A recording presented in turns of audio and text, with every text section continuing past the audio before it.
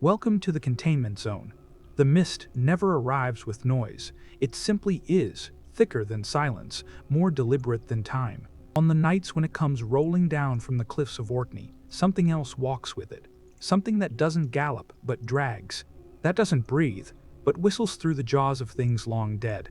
They call them horsemen, but that word is a mercy. Horsemen imply control.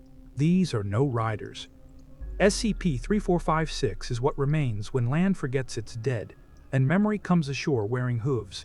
In the northeastern reaches of Scotland, beyond the brackish spray of the North Sea and the craggy islets of Stromness, lies the haunted margin of civilization, where the veil wears thin, Orkney. These islands, wrapped in salt and secrecy, carry histories older than myth and wounds older than war. It was there that the Foundation first heard the phrase repeated by scattered locals. When the wind knows your name, ride inland.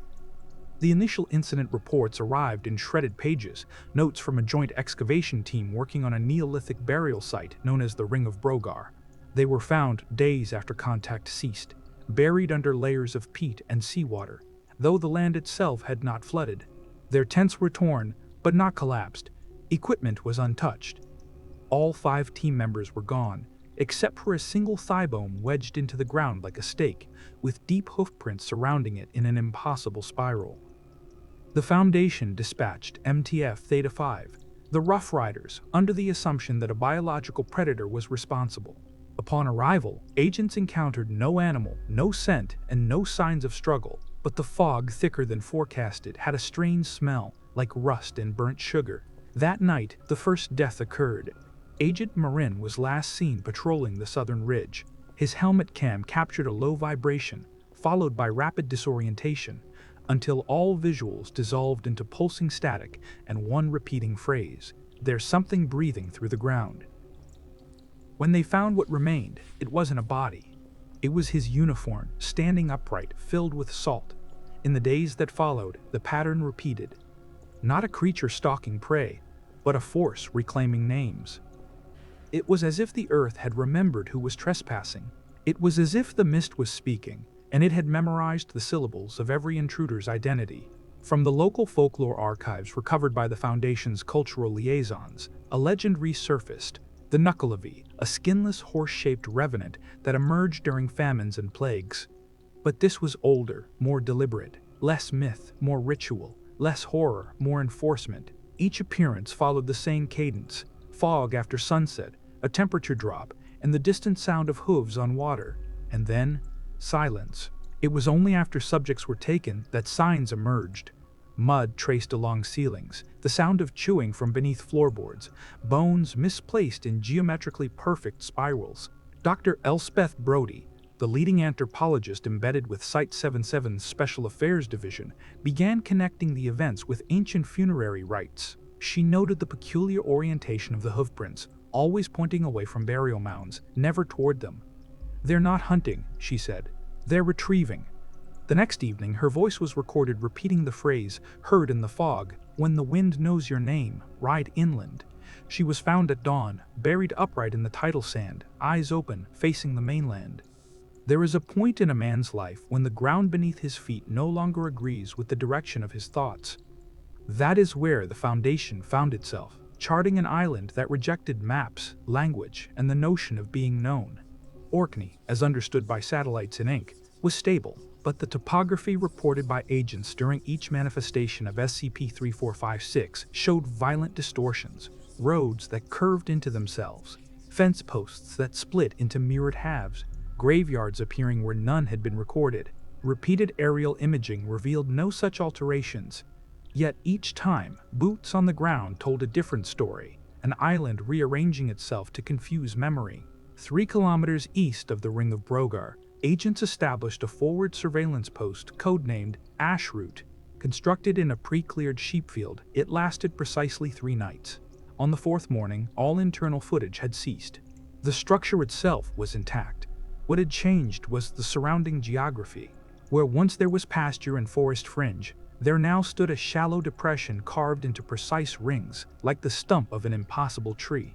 In its center lay the harness, made of stitched seaweed, braided wire, and what appeared to be desiccated human skin. The harness was shaped for no animal currently classified by science. Its neck curve was too narrow. Its girth implied no weight distribution. Its leather bore the symbol, a trident wrapped in ivy, never before recorded, but later found etched inside 4 different burial cairns across the island. Worse still, etched into the stone floor of the ring were names, not written, but grown threads of moss spelling each letter in painful, human-like precision. 3 were Foundation operatives. One had never been deployed to Orkney. He was located, alive and healthy, at Site 06. But that night he began screaming in his sleep.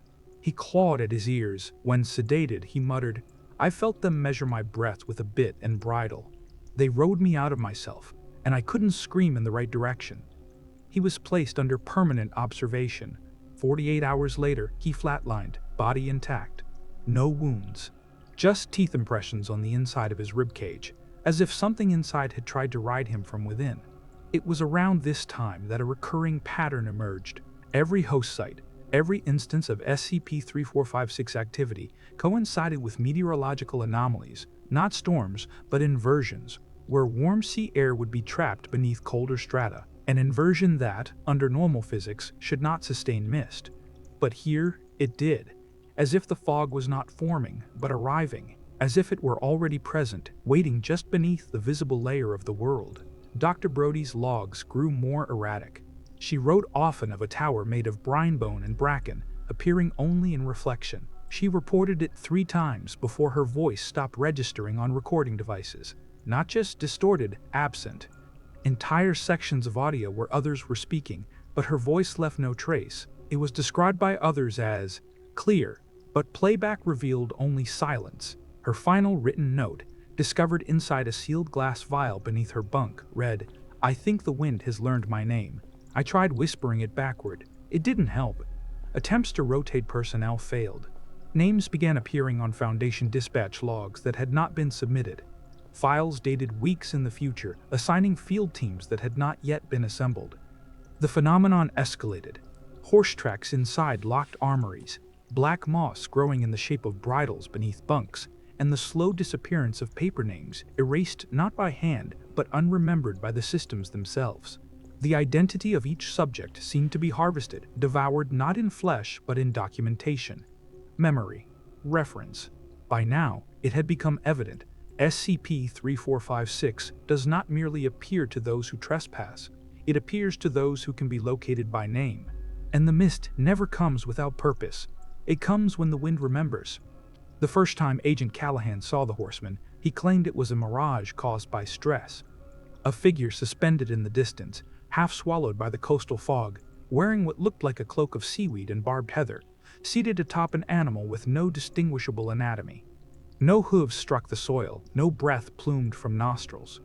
Its legs were too many, or too few, depending on how long you looked. The sight lasted seconds, long enough to curdle instinct, long enough to alter his gait for the rest of his life. By the time his report was submitted, his signature had changed. The handwriting was his, but the loop of the C's had twisted into an uncharacteristic knot, matching a sigil found months earlier carved into a stone slab unearthed beneath Site-3456 Theta. A growing pattern was emerging, subtle alterations in perception, language, even memory structure. The more time spent in the fog's radius, the more subjects reported phenomena that could not be quantified. Clocks failed. Language bent. Personal names eroded like chalk in brine. The cognitive dissonance grew contagious. Field Agent Graves described it as being hunted by something older than the alphabet. They were not simply encountering SCP-3456. They were being rewritten by it. Every detail the Foundation extracted came with a cost. Dr. Brody, who had insisted on staying within the island's temporal boundary for longitudinal study, began referring to herself in the third person, not out of dissociation, but as if narrating herself from a distance, as though the self was no longer present in the first person. She once said to the mirror, "The woman who used to wear this face is gone. She was outridden." That phrase, outridden, was unfamiliar, yet it appeared in 2 separate pre-Christian burial texts later uncovered in the island's ecclesiastical ruins. In both, it referred to a kind of spiritual dislocation, when a person's essence is displaced, not by death, but by something older taking the reins of their form. Subsequent analysis of the fog samples revealed an anomalous chemical presence, not airborne, not molecular, but informational. The mist did not carry particles. It carried meaning. Linguistic residue so ancient and dense it couldn't be deciphered, only felt. Behaved more like a non-Euclidean archive than a meteorological event. Data that seeped into skin, dreams, and syntax. Several researchers began writing their field reports backward, ending with the title and beginning with the conclusion. One linguist tried to commit phonetic suicide, removing her own tongue to stop saying his name backward. But no name had ever been spoken aloud, because that was part of the infection. Once you knew it, you could no longer remember not knowing it. The fog doesn't obscure. It clarifies things not meant to be seen. At the outer rim of the anomalous radius, the Foundation deployed a mobile cognitive lab inside a sealed observatory tower. From here, remote drone expeditions were launched into the densest part of the island. One drone, D5 Renner, transmitted audio before vanishing into the inversion layer. The recording lasted 2 minutes and 13 seconds. The contents, hoof sounds, although the terrain was bog. Whispered phrases in archaic Brythonic, later translated into something akin to, "You are the marrow." Ride clean, a long, wet exhalation, like lungs being emptied through a horn. Then silence. When the drone was recovered, it was not where expected. It had landed upright on the roof of the observatory tower. No logs showed contact or approach. Its camera lens had been covered in woven hair. Inside the tower, the team found a map unrolled on the floor, one they had never brought. It depicted the island, not as it was, but as it had been. And at the center, in curling blood-red ink, a phrase encircled the black tree icon. They never needed horses. They only needed names that couldn't run. That was when the last line of defense failed. Personnel began forgetting how to write their own identification codes. Login credentials dissolved mid-keystroke. Files corrupted not through damage but through narrative erosion. Names changed in real time. Medical records rewritten retroactively, matching phrases that had appeared in moss-carved patterns at older site locations. Dr. Brody's final field note, found scrawled across both sides of her coat lining, was a single, repeated line: "The wind rides clean. The wind rides clean. The wind rides clean." In the Foundation, we call that a phrase of permanence, a thing that doesn't just echo, it latches. There came a point when even the Foundation's most seasoned operatives, those embedded in the field for decades, began to question what constituted containment. On the island that housed SCP-3456, containment was not a structure, it was memory. It was belief. And once belief splintered, there was no perimeter left. The fog had shifted. No longer a stationary wall clinging to the outer shores, it began to flow like a tide. Some days, it retreated far into the sea, revealing salt-crusted skeletons of structures that had never been charted, long, rib-like piers extending into the abyss. On others, it swallowed the inland hills, coating the air with brine and static, until even radio frequencies broke into whisper song, and telemetry feedback became poetry no one remembered writing. By now, the locals had stopped speaking. Those few civilians who'd once tended the weather stations and satellite relays on the outer archipelago were evacuated months earlier. Some cooperated. Others stared at the Foundation teams in a way that suggested they'd been warned long before we arrived. One older woman, before she stepped onto the rescue ferry, handed a junior agent a book carved entirely out of dried sea sponge. Inside, rows of tiny pressed shells, arranged into pictograms. Translation was impossible, but on the back, scrawled in English ink faded by sea air, one phrase remained: "He does not ride at you. He rides through you." The next expedition into the inner fog layer was not manned. Project Osane authorized the deployment of 6 autonomous reconnaissance dogs, genetically modified for extreme memory resilience and low cognitive distortion. Within 48 hours, only one returned. Its eyes had been removed, not surgically, grown over. Like skin had decided vision was no longer a priority. Embedded in its collar was an audio transmitter. The data, though distorted, yielded something staggering, an account of SCP-3456 interacting with an environment. Not simply appearing, but enacting ritual carving deep, geometric gashes into the earth in patterns consistent with Bronze Age burial glyphs. The dog had circled what appeared to be a cairn formation. At its center, a figure lying prone, not dead but breathing shallowly, tethered by kelp braids. A modern Foundation jumpsuit, the ID tag read K. Graves. But Agent Graves had already been declared KIA. His body burned after exposure, induced psychogenic collapse. The footage ended when the figure, Graves or something wearing his face, opened his eyes. They were entirely black. No whites, no irises, just polished obsidian, reflecting not the camera, but a coastline with mountains that did not exist in our topography.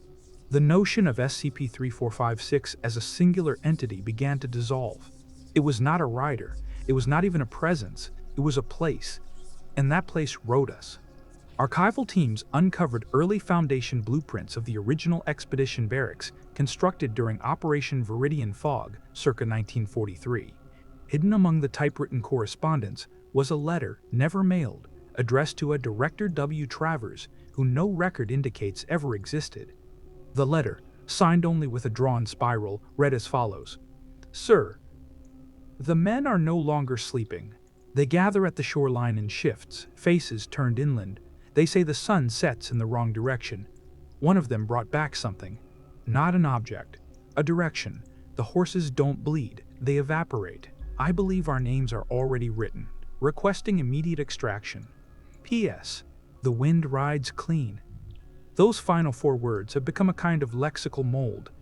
They've shown up etched into sleeping bunks, scrawled into dirt with no traceable tool, even manifesting in neural scans of those cognitively compromised visible only under certain wavelengths, like tumors made of language.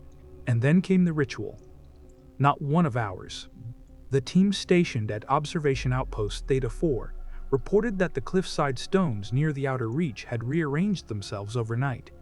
What was once a jagged, irregular coastline had formed a perfect semicircle.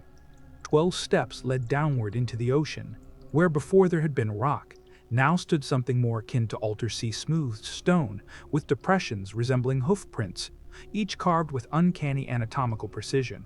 Dr. Sarah Volpner, assigned to the expedition's linguistic detail, suffered a full-on synaptic event upon viewing the formation.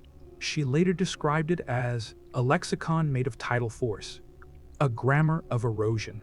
When pressed for meaning, she repeated only one sentence: the rider doesn't come from the sea comes from the rider, which makes what followed all the more horrifying, because that night the tide went out, completely, for 8 hours, exposing a stretch of seabed nearly 10 kilometers in diameter, wherein lay fossilized evidence of what can only be described as cities. Not human cities, nor alien, but conceptual, buildings without windows, roads that led into spirals, statues that faced backward, and scattered throughout horseshoes the size of hatchbacks, fused into the shale like relics of something that never touched the ground but still left prints.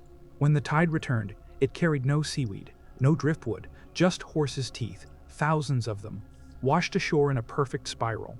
The spiral is the shape of recursion, of inevitability, of paths that do not end but collapse inward. And at its center is always the same whisper, reported again and again by those still able to write it down. The wind rides clean. There is a point in every containment effort when reality stops cooperating.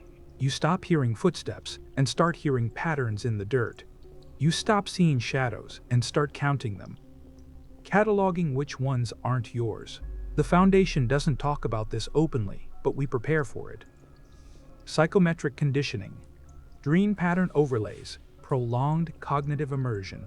Yet even with the best preparations, Outpost Theta 4's personnel began to fray, not with screams, but with stillness. The most disturbing symptom wasn't hysteria, it was the quiet. Agents would sit for hours, just listening to the wind push through the reeds. Some wept when it stopped, not from relief, but from grief. Because when the wind halted, something else began. Geological scans of the exposed seabed revealed fissures in the sediment, fine linear cuts stretching for kilometers. Not natural erosion, something deliberate, something rhythmic. Deep thermal scans showed evidence of heat blooms, forming precise rings of temperature variance. When mapped, they matched known Neolithic ritual geoglyphs from northern Scotland, primarily associated with the Rider's Feast, a a pre-Celtic blood rite, theorized but never confirmed by mainstream archaeology. The Foundation began referring to the phenomenon as SCP-3456, a recurring pattern of terrain manipulation and atmospheric alteration that precedes all confirmed 3456 manifestations. Then came the resonance. Field instruments registered low-frequency sound waves pulsing from the seabed, subaudible, but detectable in the resonance chambers of the offshore barracks. The pulses matched a sequence described by early thaumaturgical cults as the opening of the mouth, a metaphysical rite used not to awaken the dead but to replace them. That's when the disappearances started. First, Dr. Volkner, last seen wandering toward the tide line, arms outstretched. Her boots were found filled with seawater, sitting upright on the spiral path. No tracks, no blood, no sign of distress. Second, Technician Huo. His bunk, upon inspection, was found rotated 90 degrees clockwise. Every tooth in his assigned hygiene locker had cracked in half symmetrically. His audio logs contained only one discernible phrase, repeated 17 times: "You don't ride away, you ride in." Third, the seabirds. All of them. Every gull and tern and cormorant that had once blanketed the skies above the archipelago vanished. Not dead, not migrated, simply gone. Their absence was recorded only by the stillness of their expected noise, the way your ears search for sounds that memory insists should exist. And then, on the seventh day, a bell rang. There were no bells on the island, but every operative heard it. A deep, iron-wrought clang carrying through fog, echoing not through the air but through teeth, through bone. Agents clutched their jaws. One screamed that he could feel the metal inside him responding, warping, bending to some harmonic alignment. Something was being called. The lead thaumaturge on-site, codename Orison, initiated an emergency glyph burn protocol, a last resort containment seal meant to block geospatial transposition. It failed. Instead of burning the soil, the glyph sigils sank into the dirt, as if the earth accepted the offering. She said only one thing before retreating into her quarters: "It's not a prison, it's a mirror, and we've never looked clean." Her room was empty by dawn, her mattress left behind, covered in salt crystals and what appeared to be small calcified hoofprints, no larger than a thumb. Senior researcher Cortez, who had remained mostly detached from the hysteria, compiled a final synthesis report before requesting emergency evac. It was never submitted through official channels, but recovered later from a storage drive found half buried on the shore. The report concluded with this: SCP-3456 does not breach. It remembers every warhorse buried in sand, every sword that rusted into soil, every scream too old for language. It is the toll for forgetting how blood was earned. It is not hunting, it is harvesting. We are the field. The wind picked up that night, clean, cold, unrelenting, and through the camp, without speakers, without wires, without lips, every radio crackled to life at once. From the static came only one voice, stretched and echoing like it had been recorded over centuries: "The wind rides clean." Then silence. Not just the silence of absence, but the silence that replaces sound. The kind that seeps into the seams of your clothing and clings to your breath. In the morning, nothing moved. The spiral had returned, but now it was carved into the bunkhouse floorboards. There is a point in every containment effort when reality stops cooperating. You stop hearing footsteps and start hearing patterns in the dirt. You stop seeing shadows and start counting them, cataloging which ones aren't yours. The Foundation doesn't talk about this openly, but we prepare for it. Psychometric conditioning, dream pattern overlays, prolonged cognitive immersion. Yet even with the best preparations, Outpost Theta Force personnel began to fray, not with screams, but with stillness. The most disturbing symptom wasn't hysteria. It was the quiet. Agents would sit for hours, just listening to the wind push through the reeds. Some wept when it stopped, not from relief, but from grief. Because when the wind halted, something else began. Geological scans of the exposed seabed revealed fissures in the sediment, fine linear cuts stretching for kilometers. Not natural erosion, something deliberate, something rhythmic. Deep thermal scans showed evidence of heat blooms, forming precise rings of temperature variance. When mapped, They matched known Neolithic ritual geoglyphs from northern Scotland, primarily associated with the Rider's Feast, a pre-Celtic blood rite theorized but never confirmed by mainstream archaeology. The Foundation began referring to the phenomenon as SCP-3456-A, a recurring pattern of terrain manipulation and atmospheric alteration that precedes all confirmed 3456 manifestations. Then came the resonance. Field instruments registered low-frequency sound waves pulsing from the seabed, subaudible, but detectable in the resonance chambers of the offshore barracks. The pulses matched a sequence described by early thaumaturgical cults as the opening of the mouth, a metaphysical rite used not to awaken the dead but to replace them. That's when the disappearances started. First, Dr. Volkner, last seen wandering toward the tide line, arms outstretched. Her boots were found filled with seawater, sitting upright on the spiral path. No tracks, no blood, no sign of distress. Second, Technician Huo. His bunk, upon inspection, was found rotated 90 degrees clockwise. Every tooth in his assigned hygiene locker had cracked in half symmetrically. His audio logs contained only one discernible phrase, repeated 17 times: "You don't ride away, you ride in." Third, the seabirds. All of them. Every gull and tern and cormorant that had once blanketed the skies above the archipelago vanished. Not dead, not migrated, simply gone. Their absence was recorded only by the stillness of their expected noise, the way your ears search for sounds that memory insists should exist. And then, on the seventh day, a bell rang. There were no bells on the island, but every operative heard it. A deep, iron-wrought clang carrying through fog, echoing not through the air but through teeth, through bone. Agents clutched their jaws. One screamed that he could feel the metal inside him responding, warping, bending to some harmonic alignment. Something was being called. The lead thaumaturge on-site, codename Orison, initiated an emergency glyph burn protocol, a last resort containment seal meant to block geospatial transposition. It failed. Instead of burning the soil, the glyph sigils sank into the dirt, as if the earth accepted the offering. She said only one thing before retreating into her quarters. "It's not a prison, it's a mirror, and we've never looked clean." Her room was empty by dawn, her mattress left behind, covered in salt crystals and what appeared to be small calcified hoofprints, no larger than a thumb. Senior researcher Cortez, who had remained mostly detached from the hysteria, compiled a final synthesis report before requesting emergency evac. It was never submitted through official channels, but recovered later from a storage drive found half buried on the shore. The report concluded with this: SCP-3456 does not breach. It remembers every warhorse buried in sand, every sword that rusted into soil, every scream too old for language. It is the toll for forgetting how blood was earned. It is not hunting, it is harvesting. We are the field.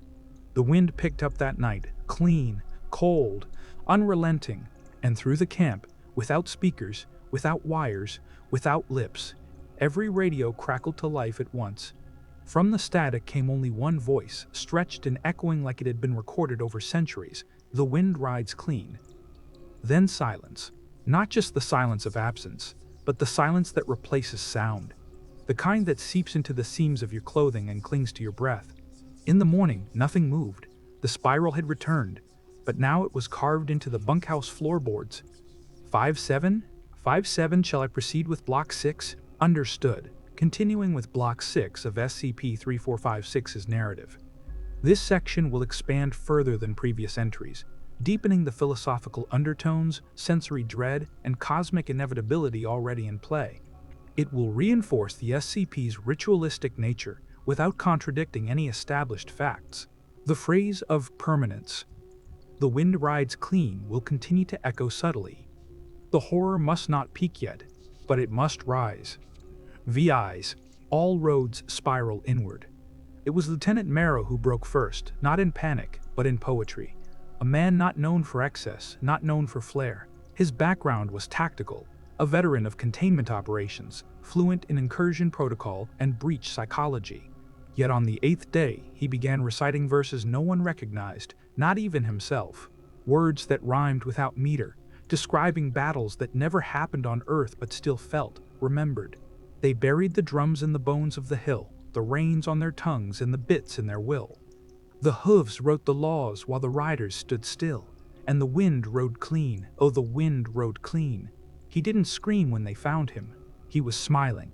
In his hand was a stone with the faint imprint of a horse's face, stylized, primitive, not carved, fossilized. And so came the deeper truth. SCP-3456 was not a thing. It was a script, a behavioral language, a kind of grammar inscribed into the bones of land masses and the minds of the living. Once activated, it didn't simply affect individuals. It rewrote the place to fit the narrative it carried. A riding song, sung by coastlines. A doctrine of the hunted who never stopped charging. Analysis of local flora found that tree rings had begun to spiral inward rather than outward. Moss patterns on cliff faces matched top-down diagrams of Celtic chariot formations. Soil samples showed DNA sequences that cross-contaminated with equine strains no longer recognized by modern taxonomy. Prehistoric, yet perfectly intact. It wasn't just the people who remembered, it was the land. A briefing held via encrypted uplink to Site-88 saw the lead geomancer, Dr. R. Khoury, make a bold claim. The island wasn't simply host to SCP-3456. It was its lung, its tongue. Every rock, every wave, every knot in the wood was a syllable. Together, they recited a story whose climax was not meant to be understood, only enacted. If this was a performance, it had no audience. Only actors who didn't know their lines until they were halfway through them. That night, a thunderstorm erupted with no meteorological precursor. Lightning struck only the shoreline, always in intervals of 7. One of the researchers attempted to record it with a Foundation-calibrated visual capture system. The footage returned intact until the 22-minute mark. At that point, the screen distorted, pulsing in slow red spirals. No lightning, no sea, just the face of a horse, staring directly into the camera, breathing. Behind it, faint outlines of mounted figures, tall, indistinct, heads bent in prayer or thought, emerged, not from behind, but within the landscape. Their bodies were stitched from fog, their mouths too wide. The audio picked up what initially seemed to be wind, but on spectrographic analysis was found to contain repeated phonemes structured like speech, forming the same phrase over and over. The tithe is owed. The rider waits.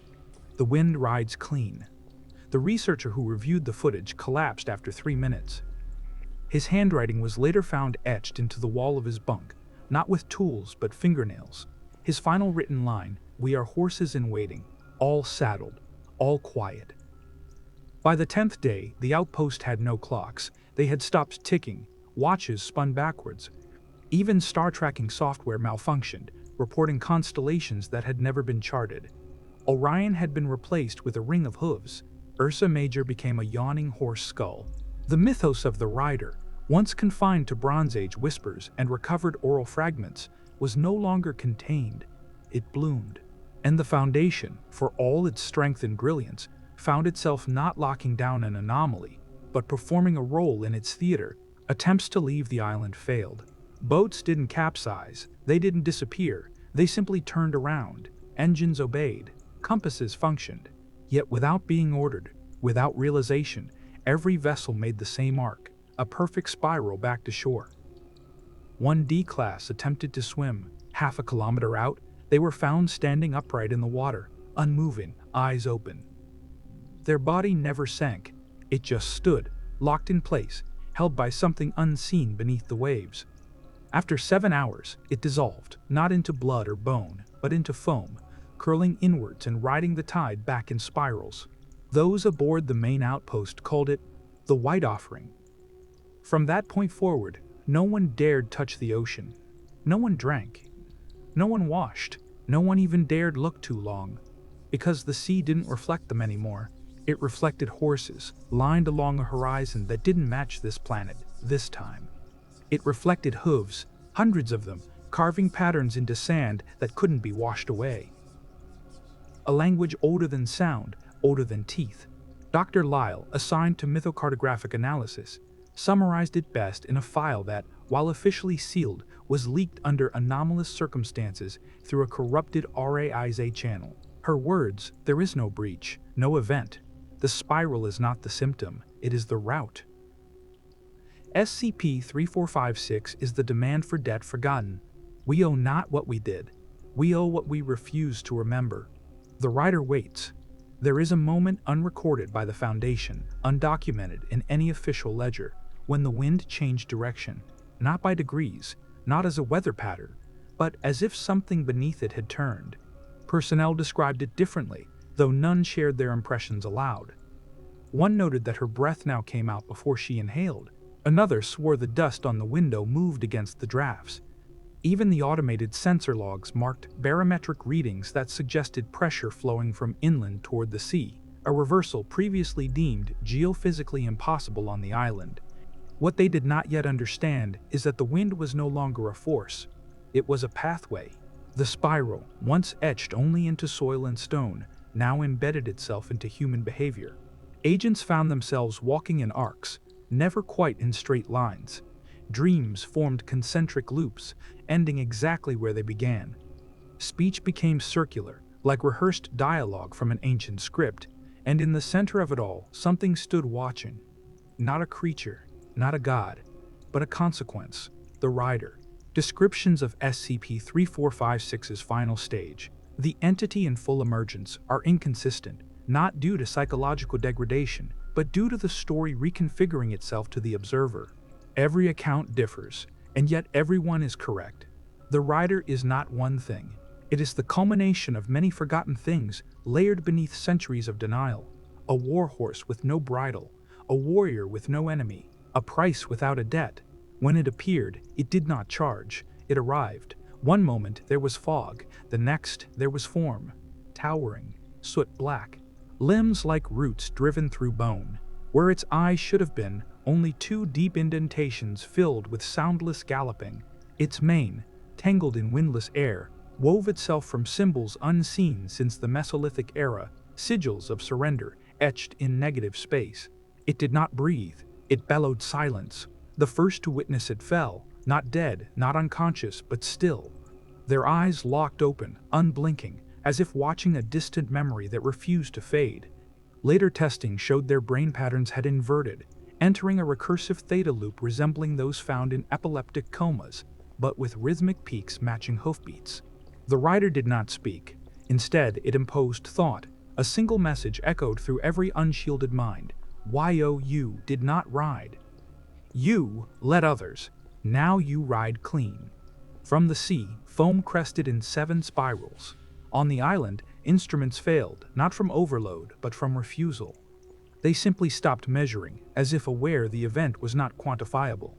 Even time lost interest. By every clock, the appearance of SCP-3456 lasted exactly 17 seconds. But personal accounts vary. Some lived an entire day, others a blink. The ritual was complete, not because it was performed, but because it was understood. The Foundation knew containment was no longer possible. It was unnecessary.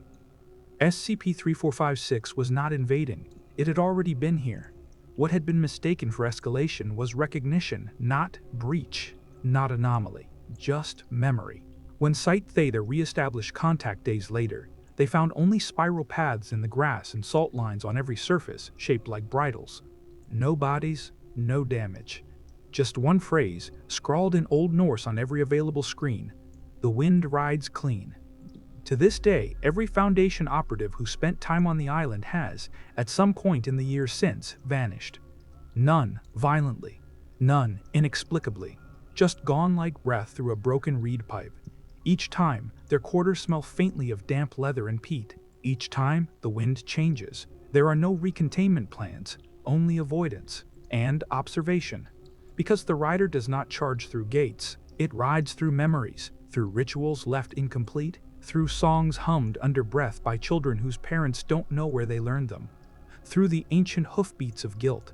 The Foundation, in its final confidential note on SCP-3456, added a final caution to all analysts. If you hear the hoofbeats, do not run, do not hide, do not speak. You were born into the spiral, and the wind always finds its path.